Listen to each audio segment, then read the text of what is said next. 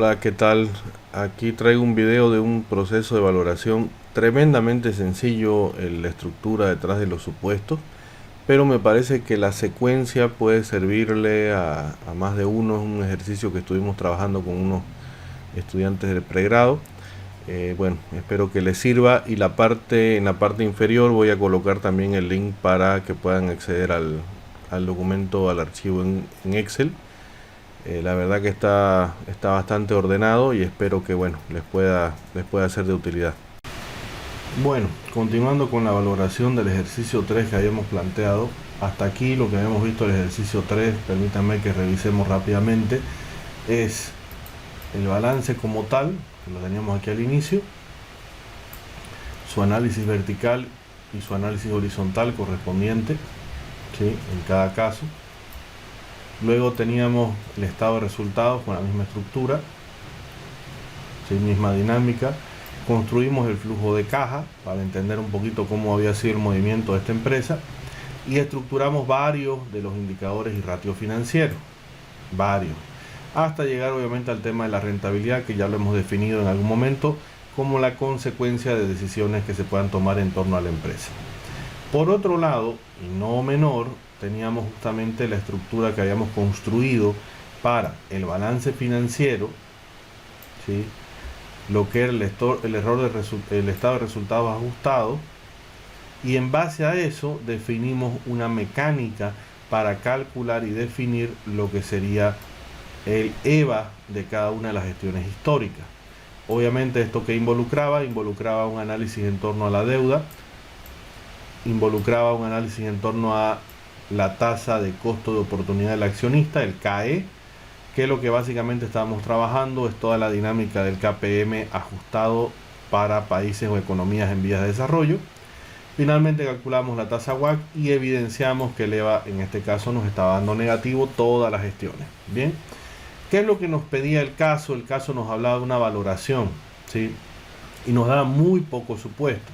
Nos hablaba sobre el tema de que el rubro de la empresa es agrícola, con eso nos permitía identificar el tema de los betas en la página de Damodaran. En el caso de hablar del capital de trabajo, se nos pedía que busquemos un capital de trabajo de 20 días, ¿sí?, para que atienda un ciclo de caja de 20 días, y asumimos el periodo de crecimiento por 5 años. Bueno, ¿esto qué significaba para efectos de lo que nos interesa? Que nosotros tenemos que construir, así como hemos hecho en ejercicios previos, el estado de resultados ajustado para construir en base a eso la proyección y estimación del flujo de caja de operaciones. Entonces, yo lo que voy a hacer ahora, para que lo tengamos presente, es construir sobre esta dinámica la proyección que tendríamos de flujo de caja operativo, ¿sí? Entonces acá tendríamos flujo de caja en general. Vamos a tener las gestiones.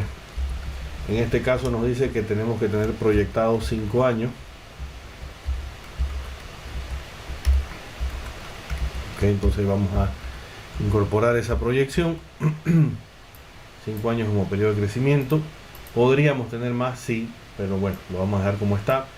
De forma rápida identifiquemos cuál es el crecimiento promedio que se ha tenido en esta dinámica en torno a los ingresos. Bueno, para poder hablar de eso es importante que recordemos la fórmula de la tasa de crecimiento, que en este caso sería G del cociente del año más actual versus el año base,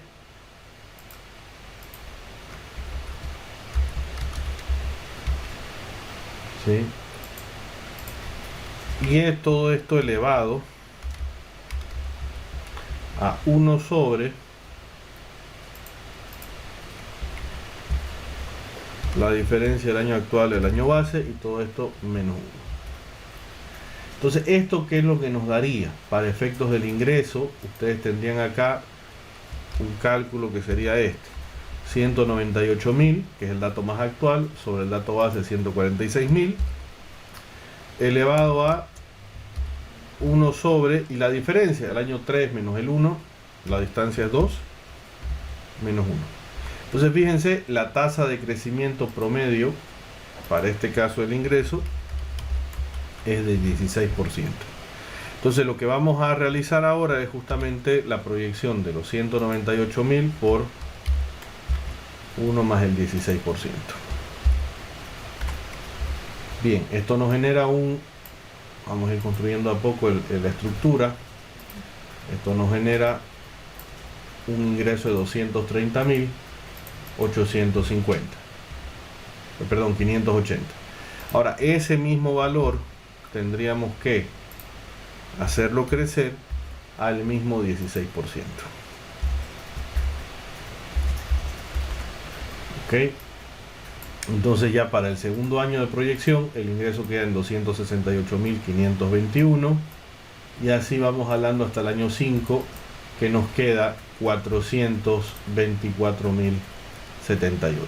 Ok, entonces este 16% es la tasa de crecimiento del ingreso.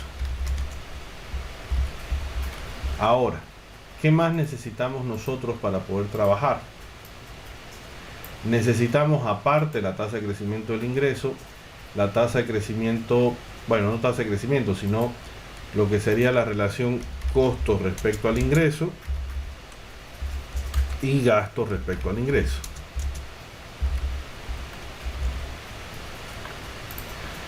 En este caso sería, tomemos como referencia el último año, 100.000 sobre 198, negativo 50%, 51, y el gasto 48.300 sobre 198.000. En este caso sería negativo 24%. Hagamos entonces la relación de costos y gastos. Simplemente será 51% del ingreso y para la parte de los gastos será 24% del ingreso. Hasta aquí simplemente sería que nosotros podamos jalar estas proyecciones, ambas vinculadas al ingreso, y ya tendríamos al EBITDA como parte de nuestro análisis.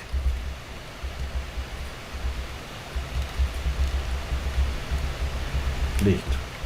Entonces el EBITDA simplemente sería la suma de todo lo que son ingresos, costos y gastos. ¿Qué más nos falta? Siguiendo este esquema, nos faltan las depreciaciones y amortizaciones,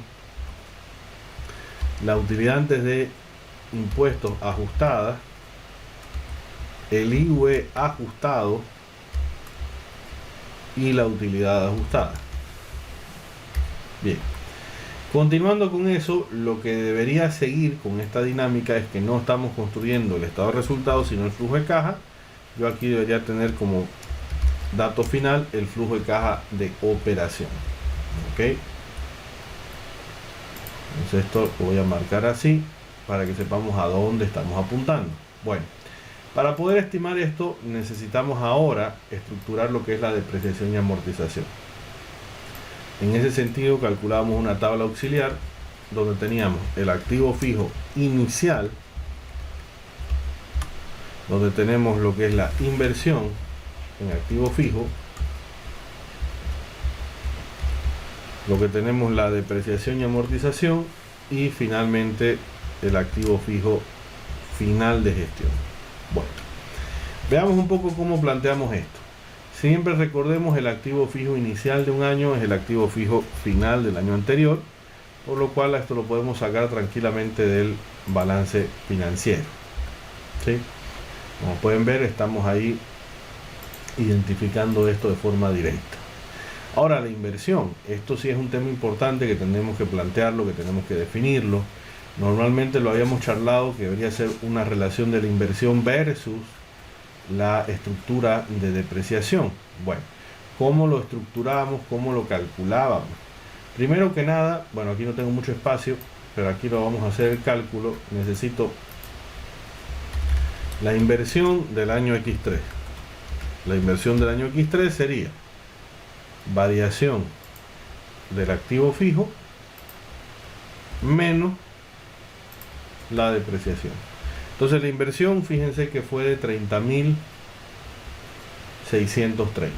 Bueno, entonces si yo tomo la inversión del año X3 respecto a la depreciación del año anterior, porque ese es el tema. Yo necesito hacer una relación con el año anterior. Estaríamos hablando en este caso que el ratio nos queda 30.630 versus 12.000. Entonces el ratio nos queda 2.6, ¿ok? Entonces lo que quiere decir que por cada peso que se deprecia vamos a tener una reinversión, una reestructuración de 2.6 pesos. Bueno, eso por un lado. Por otro lado necesitábamos la tasa de depreciación. ¿Esta de dónde salía? Básicamente habíamos dicho debería salir de, anotémoslo por acá, en este caso sería la depreciación del año X3 sobre el activo fijo del año X3 más la depreciación, pero obviamente con su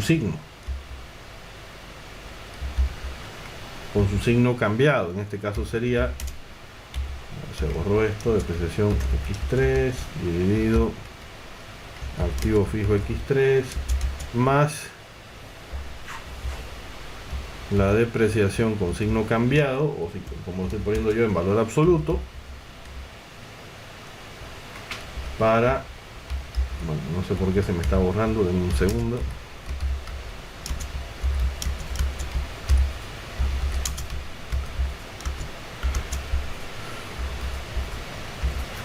Ok.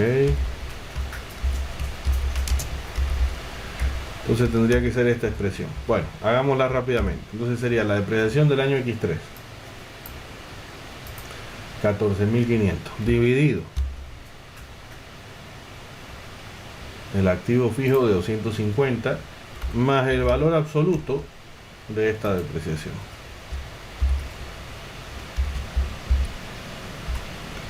Entonces la tasa de depreciación es de negativa 5.5%. Bien. ¿Cómo estructuramos toda esta dinámica? ¿Cómo la planteamos toda esta dinámica? Fíjense por favor, la inversión en activo fijo va a ser 2.6 veces la depreciación del año pasado. Es decir, la inversión va a ser, ahí también que voy a copiar el formato, la inversión sería 37.011, ¿ok? Y la depreciación sería esta tasa de 5.5% de la suma de mi activo inicial y de la inversión que tengo en el año. Entonces en este caso la depreciación sería de 15.173, ¿ok? Activo fijo final es la suma de estos tres y a partir de ahí empezamos a replicar. El activo fijo inicial del año 2 sería el activo final del año 1. La inversión sería 2.6 por cada peso de depreciación. Ahí está. La depreciación sería 5.5% de la suma de estos dos conceptos. Y el activo fijo final simplemente sería la suma. Listo. Entonces esta dinámica simplemente la traemos para toda nuestra estructura. Ahora lo interesante es que ya de aquí tenemos la depreciación que alimenta esta parte. Ahí está nuestra depreciación. Con esto podemos calcular la utilidad antes de impuestos, es la suma de estos dos. El IUE ajustado, ya sabemos que es 25% de las utilidades.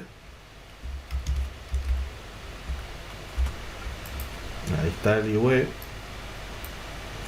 Y la utilidad en este caso quedaría el IUE más la utilidad antes de impuestos. Entonces, este sería la utilidad proyectada de la empresa. Sí, tiene un crecimiento bastante alto porque está básicamente proporcionalizado con el ingreso. Bien. Ahora, ¿cómo calculamos el flujo de caja de operación?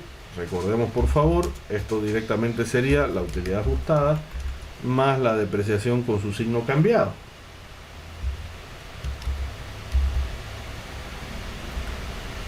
¿Sí? Entonces en este caso sería la utilidad más la depreciación en valor absoluto o con signo cambiado.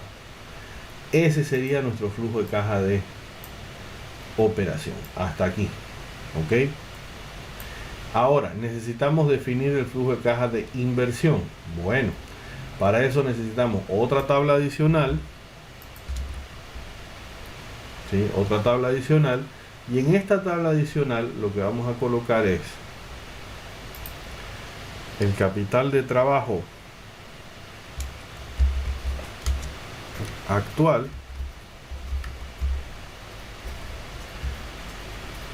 y el capital de trabajo de la gestión anterior.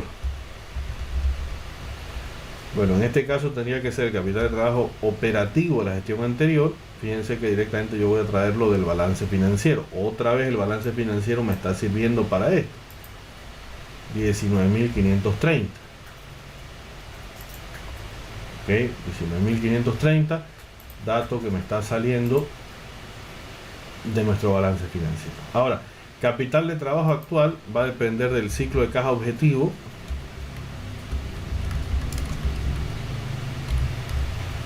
$20 días. Bueno, ¿qué sucede con esto? Si ustedes se dan cuenta, tendría que ser 20 días por el costo, en este caso le voy a cambiar el signo, sobre 360. Entonces, si ustedes se dan cuenta en este primer lapso, lo que estamos viendo es que el capital de trabajo actual termina siendo de 6.470 pesos, bastante menos que los 19.530 que se tienen ahora. ¿Ok? Bien, ahora este ciclo de caja vamos a asumir de que se mantiene para todo el horizonte de proyección, que son los 20 días que nos están pidiendo. Y esto, a su vez, vamos a ir construyéndolo de a poco. Capital de trabajo del año anterior, 6.470, ahí está.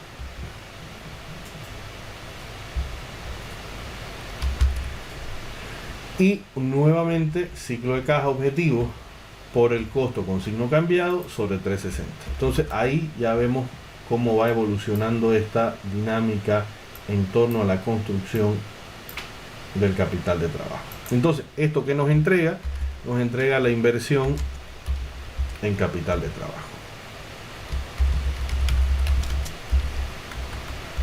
Que simplemente sería el dato actual menos el dato del año pasado.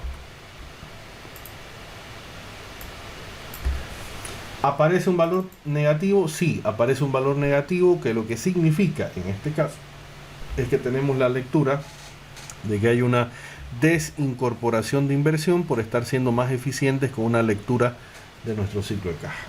¿Ok? Ahora, todo esto, ¿en qué se resume? Nuevamente tenemos que hablar de una lógica de flujo, que en este caso sería la inversión en activo fijo, la inversión en capital de trabajo, y todo esto sería el flujo de caja de inversión.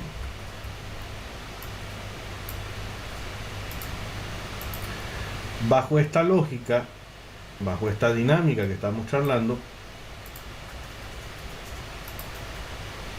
tendríamos que colocar con signo cambiado la inversión en activo fijo, con signo cambiado la inversión en capital de trabajo. Fíjense que acá nos sale positivo por la desinversión de la que estamos charlando, y la suma el FCI. ¿Ok? Entonces ahí tenemos, fíjense, ya prácticamente toda nuestra dinámica, todo nuestro ejercicio planteado para poder determinar lo que es justamente lo que nos interesa, el flujo de caja libre. El flujo de caja libre ya lo hemos conversado, ya lo hemos charlado en varias oportunidades. Simplemente es el flujo de operación más el flujo de inversión. Listo. Entonces ahí tenemos esa lectura de ambos flujos. Ok, entonces hemos partido de el crecimiento del ingreso al 16%, la relación costo y gasto que se mantiene como el último año, la dinámica de la depreciación en base a estos indicadores y ratios que hemos estado conversando, y por otro lado lo que vendría a ser nuestra dinámica de la estructura del capital de trabajo. Bien, ¿qué vamos a plantear ahora? ¿Cuál es la idea ahora? La idea ahora es añadirle a toda esta dinámica la estructura necesaria para identificar una política en torno a lo que era el apalancamiento, financiamiento y obviamente la tasa WACC como corresponde, ¿no? Entonces, en este sentido, básicamente yo acá me voy a ir trayendo algunos datos, como ser cuál es la tasa de interés actual. Vamos a asumir de que la tasa de interés se va a mantener, entonces yo asumo este 6.1 para todos los periodos. Listo, entonces ahí ya tengo la tasa ahí como definida como un supuesto de que todos los años se va a mantener como el último año, que era 6.1. Luego tenemos el KD como un elemento importantísimo, que para nosotros simplemente sería la tasa de interés por 1 menos 25%, o por 0.75 si quieren directamente. Vamos a poner esto con un formato decente. Ahí está. Entonces esto por 1.1 menos 25% o 0.75 si prefieren, nos da 4.6. Bien, entonces este es un detalle importante. Ya tenemos identificado el KD de esta empresa. Ahora la pregunta interesante es, ok, ¿cómo definimos estos porcentajes de deuda y porcentajes de valor de mercado del patrimonio? En el caso de la deuda, como no nos dice nada el caso, podemos asumir como un supuesto válido de que esa deuda la vamos a tratar de mantener en el mismo monto que el último año vigente. Acá voy a anotarlo como un supuesto, porque eso es lo que es un supuesto. Mantiene el mismo monto de la última gestión. Ok, entonces eso va a quedar como parte de los supuestos. Entonces el monto en dinero va a ser, de acuerdo al balance financiero, 75.336. Le voy a dar F4 y ese monto va a estar prácticamente en toda la dinámica que estamos charlando. Bien, de ahí vamos a tener el valor de mercado del patrimonio, que ahí es donde aparecía la famosa paradoja de la valoración, ¿no? Que es cómo diablos determino este valor si no lo conozco. Más o menos usamos de referencia el presupuesto que estaba, el patrimonio que estaba en 211.000. Bueno, pongámosle unos 200.000, pongámosle un número cualquiera. La verdad es que ya hemos charlado de esto, no necesitamos demasiada precisión en este punto.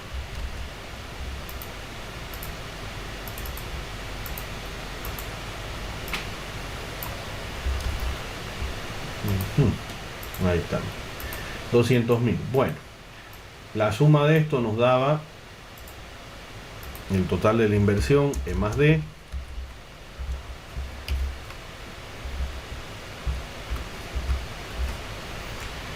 y con este más D podíamos calcular el D por ciento y el E por ciento. D dividido E más D, fantástico, 27%, y E dividido E más D, que en este caso es 73%. Fantástico. Entonces ahí ya tenemos una lectura en torno a este elemento. ¿Qué más necesitamos para ir calculando todo esto, para ir estructurando todo esto? Decíamos, bueno, yo necesito este esquema, ¿sí? Necesito este esquema para poder calcular el CAE.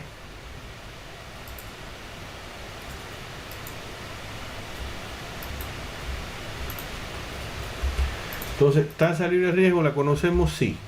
Yo voy a usar este mismo valor para todos los casos. Premio de riesgo país lo conocemos, por supuesto, es el mismo. Vamos a asumir que es el mismo en todos los casos. Beta U, beta desapalancado, vamos a asumir también que es lo mismo, 0.81. Rentabilidad de mercado, vamos a asumir también que es la misma. Listo, hasta ahí estamos bien. Entonces, ¿dónde tenemos que trabajar ahora en base a todo esto? O sea, estos datos van a ser iguales para todo el horizonte de proyección.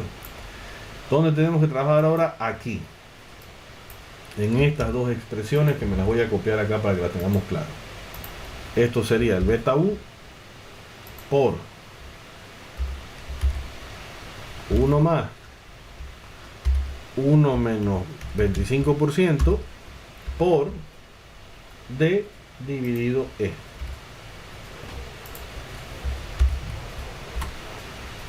Listo, hasta ahí fantástico, nos da 1.04. Y el KE en este caso sería tasa libre de riesgo 1.5 más el beta L 1.04, que es lo que acabamos de calcular, por rentabilidad de mercado 5.8 menos tasa libre de riesgo 1.5 y todo esto más el premio o prima de riesgo país. Entonces esto nos queda un valor de 12.5 para el primer año.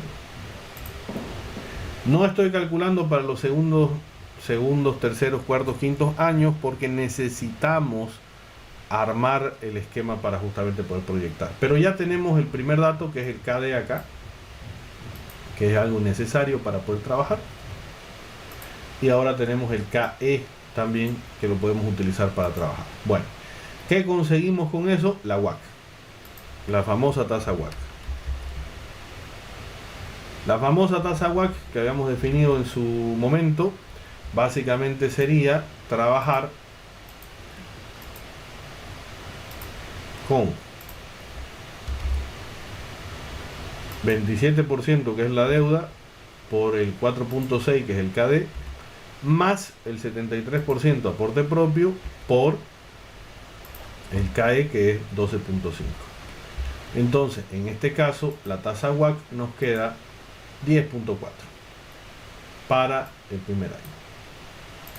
Ahora, ¿por qué era importante calcular el primer año? Básicamente, y acá debemos recordar la expresión que habíamos planteado aquí. Cuando armamos la valoración decíamos, ok, fíjense por favor, voy a colocar la fórmula para ir estimando esto. Decíamos, bueno,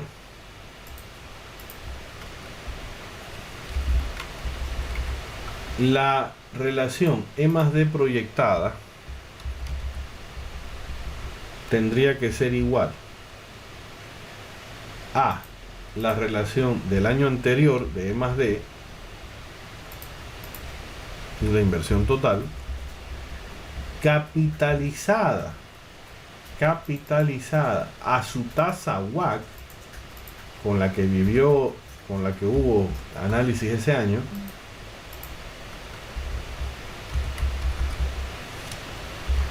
menos el flujo de caja libre del año en el que nos encontremos. Ok, entonces esto de acá es clave para entender cómo vamos a ir construyendo esta dinámica. Entonces fíjense, para el año 2 debería ser el E más D del año anterior por 1 más 10%, 10.4, que es la WACC, menos su flujo de caja libre. Entonces fíjense, de 2.75 ahora pasa a 2.90. Por diferencia, el valor de E debería ser 2.14. Por diferencia, ¿no? Aquí no hay mucho que comentar, no es simplemente E más D menos D me da E. Ahora, fíjense, el porcentaje de deuda a patrimonio ahora queda 26.74.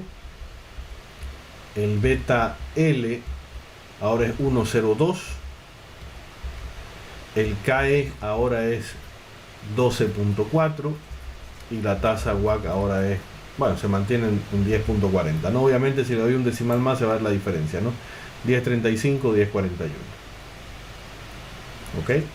Entonces esto de acá ya realmente es una mecánica interesante que yo ya la puedo jalar para todos los años proyectados hasta el final.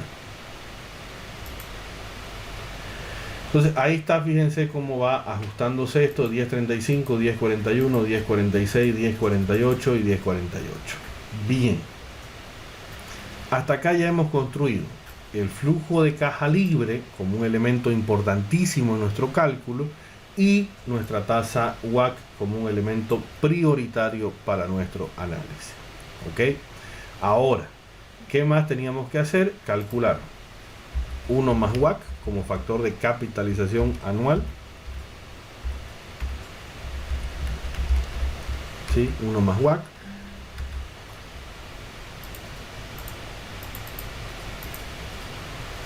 Luego teníamos que hacer el factor de capitalización global, que era 1 más WACC acumulado.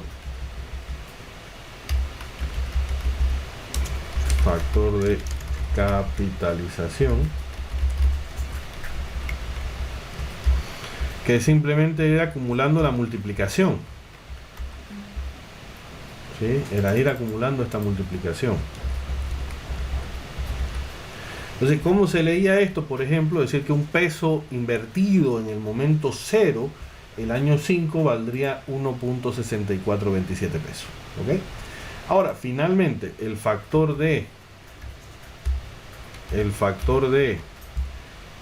actualización, que es el que nos interesa para poder hacer la valoración, es el inverso del factor de capitalización.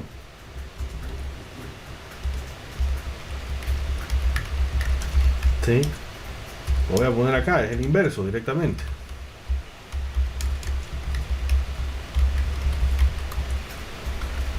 Entonces esto simplemente era 1 sobre 0.91, 0.89, 0.74, 0.67, 0.61. Entonces, ¿cómo interpretamos este factorcito? Básicamente la idea era decir, bueno, un peso del año 5 vale 61 centavos el momento 0. Un peso del año 3 vale 74 centavos el año 0. Un peso del año 1 vale 91 centavos del año 1. Entonces, esto de acá, ¿para qué nos ayudaba? Nos ayudaba a construir justamente la valoración que es la que nos interesa. ¿Sí? Al final de cuentas hacemos todo esto para poder hacer una valoración ordenada. Y tendríamos por un lado un dato extra, que necesitamos la tasa de crecimiento a perpetuidad, que no sabemos cuánto es, pero siempre es saludable empezar con 0.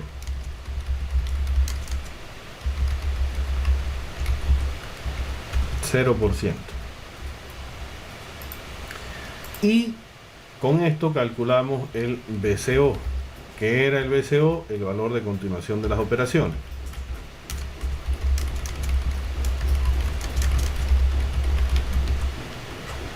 ¿De dónde salía el BCO? Permítame que anoto la formulita para que la tengamos presente. El BCO sería el último flujo de caja proyectado, llamémoslo el año N, capitalizado o proyectado por 1 más la tasa G, y todo esto dividido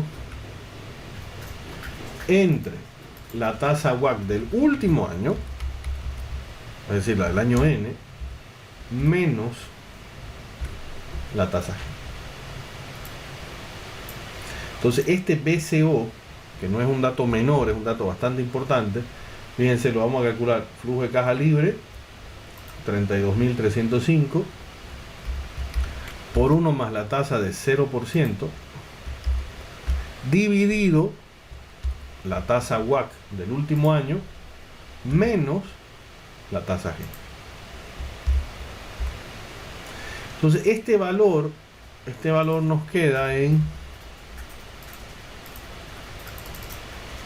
308.255, que en teoría este es el valor que tienen los flujos de caja del año 6 al infinito traídos al año 5. Bueno, con todo esto, con toda esta dinámica, ya nosotros podemos ir armando algunos elementos. Vamos a ver si puedo ocultar un poquito esto de momento. Podemos calcular el valor presente del flujo de caja libre y el valor presente del BCO. Bueno, valor presente del flujo de caja libre sería suma producto del factor de actualización y todo el flujo de caja libre. Listo. Entonces con eso traemos valor presente todo el flujo de caja libre, que nos da un valor de 82.621 pesos. Por otro lado, tenemos el valor presente del BCO, que simplemente sería 308.255 por el factor de actualización del último año, del año 5, y eso nos da un valor de 187.643. Esta suma es el valor de mercado de los activos operativos, ¿ok?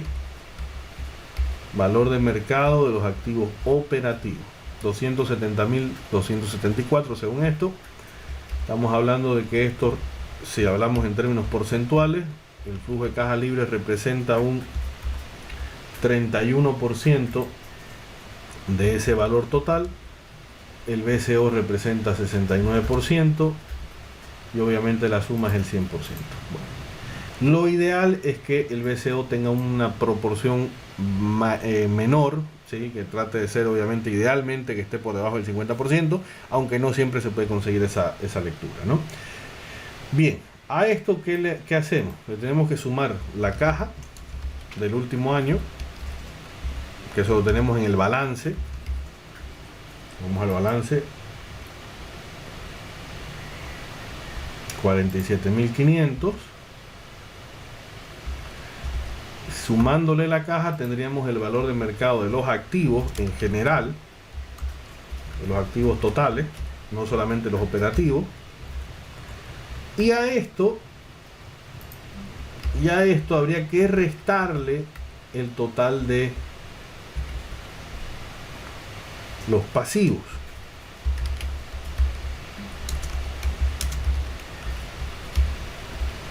Bueno, que esto habría que sacarlo también del balance. Perdón, aquí que fue del balance, que nos da, a ver, pasivo total 149. Y la solución de esto debería ser el valor de mercado del patrimonio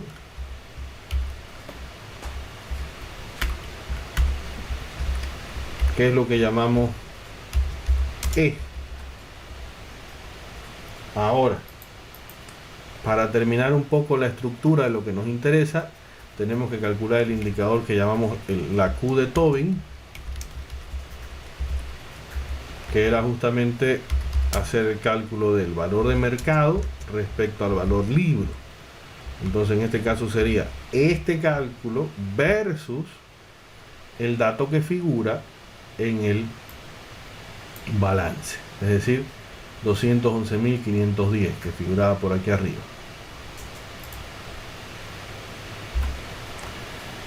Nos da 0.79. Bueno, el tema es que hasta aquí estaría el esquema completo, pero no está el ejercicio resuelto. ¿Por qué no está el ejercicio resuelto? Porque este valor de acá, que es el que nos interesa finalmente, no está coincidiendo con este. Entonces acá es donde decíamos, bueno, tenemos que hacer un cálculo, una diferencia, que sería este número menos este, y esa diferencia tiene que ser 0. Entonces la solución práctica que habíamos dado en su momento era, seleccionar esta celda, nos vamos a datos, nos vamos a análisis de hipótesis, buscar objetivo. Entonces esta celda quedaría con el valor 0, cambiando la celda del valor de E que le pusimos allá arriba. Listo. Entonces fíjense, resolviendo este tema, nos muestra de que el valor de mercado de la empresa es de 172.693 pesos, que equivale a decir el 82% de su valor en libro.